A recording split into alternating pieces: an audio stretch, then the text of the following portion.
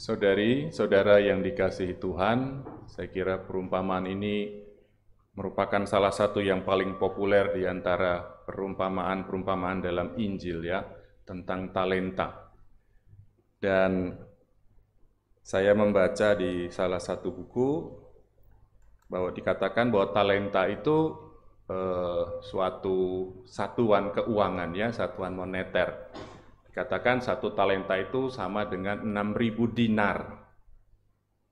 6.000 dinar. Mungkin Anda samar-samar ingat dinar. Satu dinar itu katanya upah pekerja satu hari di tradisi Yahudi pada waktu itu. Nah, kalau satu talenta itu 6.000 dinar, berarti ini setara dengan upah bekerja 6.000 hari. Kalau kita sederhanakan satu hari itu 1 tahun itu 300 hari, 6.000 bagi 300 itu dapat berapa? Dapat 20. Berarti satu talenta itu setara upah untuk 20 tahun. Berarti ini jumlah uang yang cukup besar, bahkan besar sekali. Ya, satu talenta aja sudah besar. Apalagi 2 talenta, apalagi 5 talenta. Nah, saudari-saudara terkasih, karena nilainya yang besar ini, ya, bagi saya ini sangat cocok kalau dikatakan melambangkan karunia yang juga besar yang kita terima dari Allah, yaitu iman. Ya. Karunia iman yang menjadi sarana, yang menjadi jalan bagi kita untuk sampai pada keselamatan. Ada orang lain yang memahaminya, menafsirkannya sebagai bakat, keterampilan, it's okay. Tapi saya ingin mengajak Anda merenungkannya sebagai karunia iman. Ya. Dan omong-omong soal jumlah uang yang besar, harta yang banyak, saya juga menjadi ingat satu cerita lain dalam Injil, saya duga Anda juga pasti ingat, tentang seorang pemuda yang datang kepada Yesus. Cek. Suara saya hilang. Semoga bisa ditemukan kembali. Seorang pemuda datang kepada Yesus bertanya, "Guru, apa yang harus aku lakukan supaya aku dapat hidup yang kekal, bisa masuk ke hidup yang kekal?" Yesus bilang, "Lakukan 10 perintah Allah itu." Lalu dijawab, "Sudah guru, sudah sejak dulu aku lakukan itu, semuanya." Wah, bagus. Kalau gitu kamu cuma kurang satu. Apa itu? Kamu jual seluruh harta milikmu itu, lalu berikan kepada orang miskin, datang ke sini, ikut aku, supaya kamu dapat harta di surga. Anda pasti ingat apa yang terjadi kemudian. Ya, pemuda itu pergi dengan sedih. Ya, dia tidak lakukan apa yang dikatakan Yesus untuk menjual hartanya, tetapi pergi dengan sedih. Karena banyak hartanya. Saudari-saudara terkasih, bagi saya, si pemuda ini adalah satu contoh yang mirip sekali, yang sejenis dengan hamba yang ketiga yang kita dengar dalam perumpamaan tadi, yang menyembunyikan talentanya itu di dalam tanah. Tidak dia lakukan apa-apa, tidak dikembangkan, tapi disimpan, disembunyikan dalam tanah. Inilah orang yang barangkali keliru memahami soal beriman.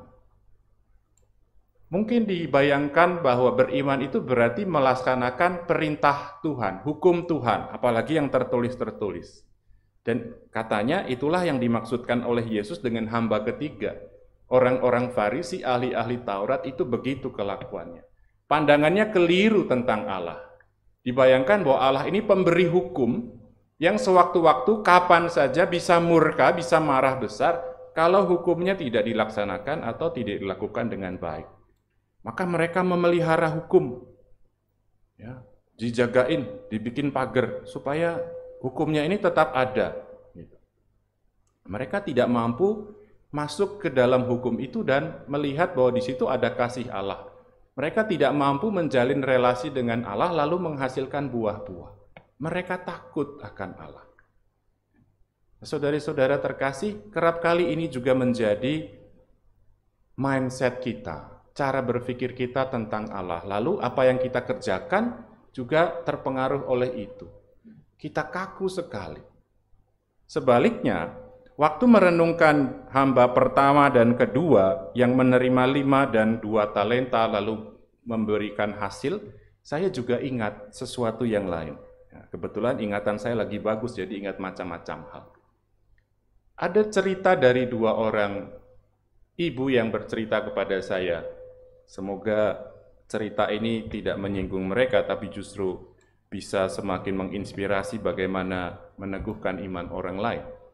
Ibu yang pertama bercerita begini, dia ini memusuhi anaknya, dia ini menyalahkan anaknya yang buat masalah, kacau hidupnya.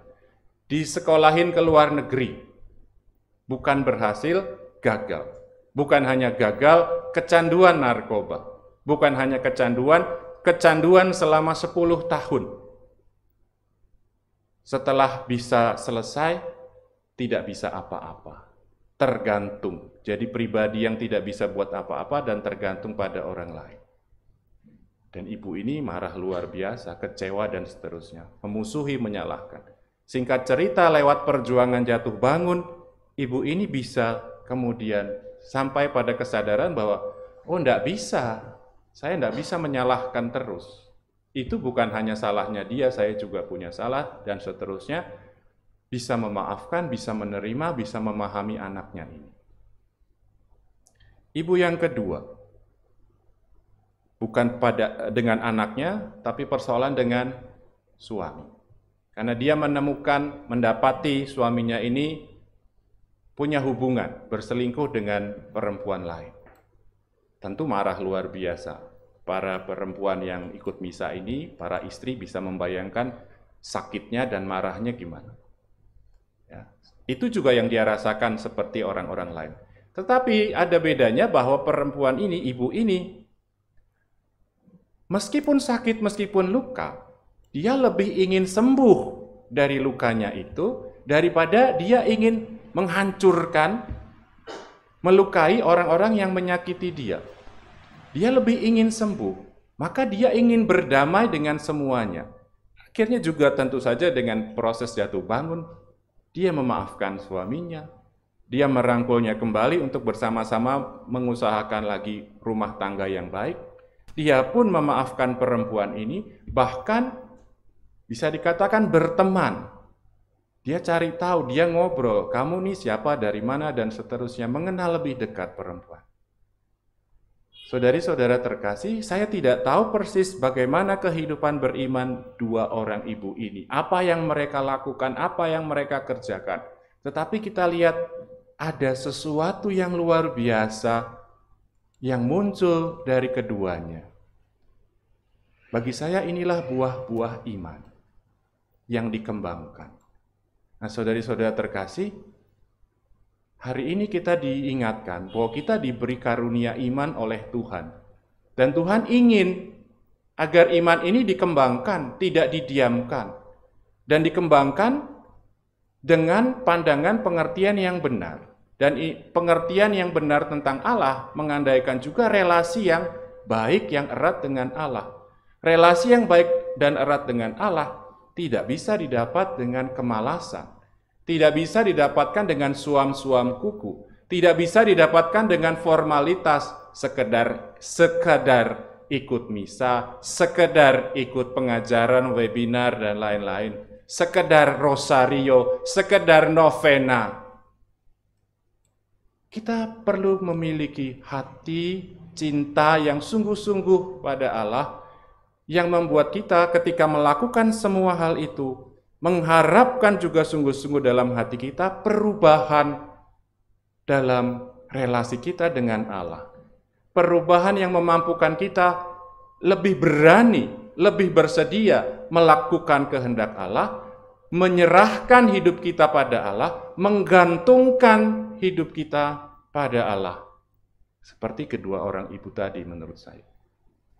Juga memperbaiki relasi-relasi kita dengan sesama. Saudari-saudara terkasih, sekali lagi kita diberi karunia iman dan kita diminta untuk mengembangkannya.